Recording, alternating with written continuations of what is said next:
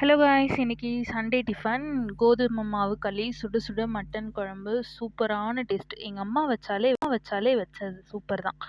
அடுத்து மார்க்கெட் போயிட்டு ப்ரான் வாங்கிட்டு வந்திருந்தேன். எங்கள் அம்மா வந்து முலாம் பழத்தில் சர்க்கரை போட்டு எனக்கு எடுத்து வச்சுருந்தாங்க.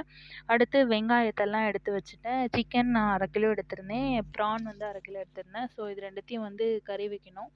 அதனால் வந்து வெங்காயத்தை கட் பண்ண ஆரம்பிச்சிட்டேன். ரெண்டுமே தொக்கா தான் வைக்க போகிறேன், ஒயிட் ரைஸ்க்கு பிசைஞ்சு சாப்பிட.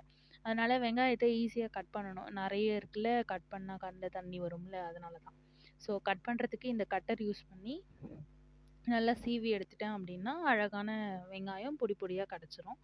அடுத்து வதக்க யூஸ் பண்ணிக்கலாம். அடுத்து ப்ரான் தொக்கு ஒரு பக்கம் ரெடி ஆகிட்டுருக்கு. நல்லா வெங்காயம், தக்காளி, மசாலாலாம் போட்டு ஒரு செட்டிநாடு ஸ்டைல் ப்ரான் தொக்கு தான் ரெடி பண்ணியிருந்தேன். அடுத்து ஒரு பக்கம் சிக்கன் தொக்கு. இதுவும் பெப்பர் சிக்கன், மிளகு இதெல்லாம் தூவி விட்டு இறக்கி வச்சுருக்கேன். சூப்பராக இருக்கும். வாங்க சாப்பிட்லாம்.